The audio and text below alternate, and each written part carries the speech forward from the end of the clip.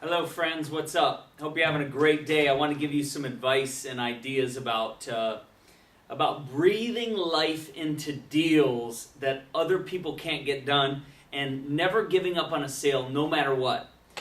We are coming up on the end of the month here at Goldwasser Real Estate, and we have approximately 28 deals closing over the course of about 3 days.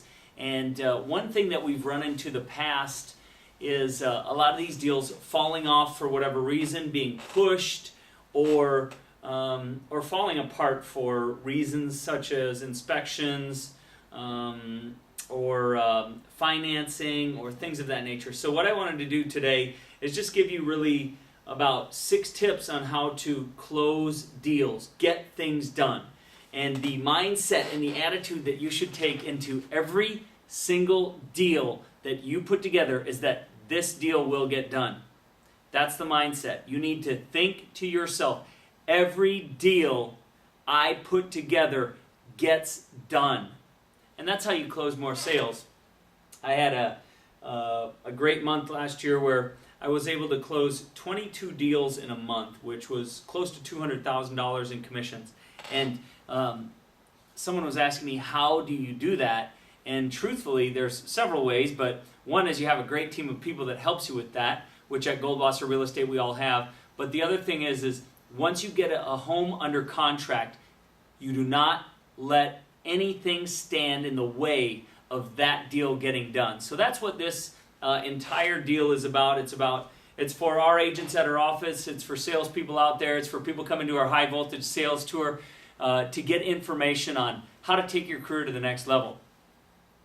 So the first thing that I wrote down in the entire presentation that I'm about to share with you is from the beginning of the transaction, whether that be with your buyer, the other agent's seller, or vice versa, if you're representing the seller and they have a buyer, what you want to do is build a strong and positive relationship with all parties involved. You want to bring your positive energy and attitude to the transaction from the very beginning. You want to build a friendship, almost a friendship for sure, with the other agent, so that as you move throughout the transaction, they're going to be on the same page with you. One of the keys to really great salespeople is leading everyone involved down the right path to get to closing.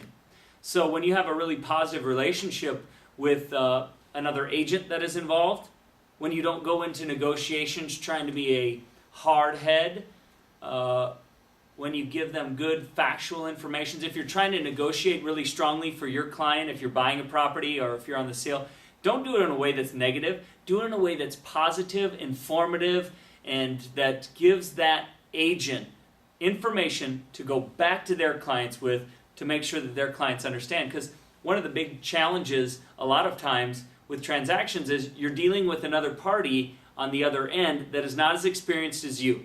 And so your job always is to make sure that you're leading everyone in the transaction to the right conclusions, leading the transaction down the road to get to closing.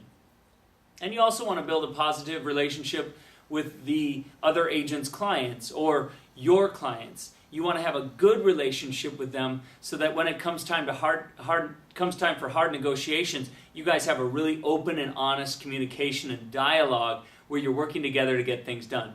So, number one point about getting these deals done is to build a positive, solid relationship with all parties from the beginning. The second step in getting more sales to closing is to prepare the buyers for buyer's remorse. A lot of times you'll get buyers that they make an offer on a property, or they're buying a car, or they're buying an insurance policy or a stock or whatever, and they get buyer's remorse. So it's very, very common. Everyone gets it. You want to prepare people for that and do that up front when you're meeting with a buyer. The first time that you meet with them, just let them know, a lot of times I get people that they get buyer's remorse about a property, and that's very normal, so just know that you're probably going to go through that. Just prepare your clients all along the way for any negative feelings that they might have about the situation. Number 2 point, prepare for buyer's remorse. Prepare those buyers for buyer's remorse. And if they don't get it, you're home free. If they do get it, you just go back to what you told them. Hey, I told you this would happen, and obviously it is happening, so just understand that. Number 3 point in breathing life into deals and never giving up on sales is to prepare your clients strongly for negative news on an inspection. Now, this specifically goes to the real estate world, but you want to always prepare your clients for negative news on the inspection. And if you are the selling agent and you are doing a pre-inspection on the property, you also want to prepare your seller clients for negative news on the inspection. I had one of our agents recently come to me and he said, the sellers did the pre-inspection and they were very, very upset with me because now they knew about all this stuff, what was wrong with their property, and now they're going to have to go fix it all. Well, if they would have been prepared up front to know that we use the pre-inspection as a negotiating tool, as something to understand the condition of the property, and that if the buyer came in with their own inspector and found those issues with the property, that then we might be in a way tougher reactive negotiating position at that point that is not as strong as knowing things up front. So you want to also prepare the seller clients for this, but you always want to prepare your buyer clients for negative news on the inspection. So a script might be, Mr. and Mrs. Buyer, just so you know, I've sold a lot of homes, and on every single home that I've sold, whether it be new or whether it be a home that was built in 1950, there's a ton of stuff that comes up on that inspection that is wrong with the property. And you just need to know that we're looking for big issues. We're looking for issues with the foundation, issues with the roof, air conditioning units, water heaters, things of that nature.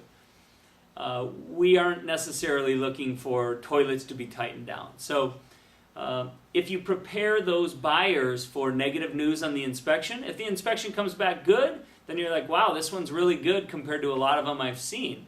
If it comes back really bad, then you say, like I told you, these inspections can be pretty tough. And the good thing is that we know the condition of the home.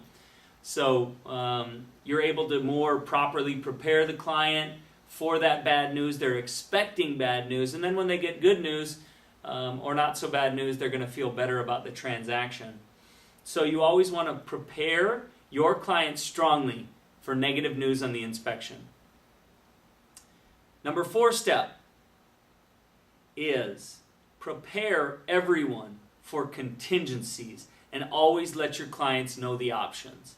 So you always want to be prepared if something goes wrong with the loan or something goes wrong with an inspection and you have to extend the option period or something of that nature. You always want to let your clients know the options. So let's say that you submit an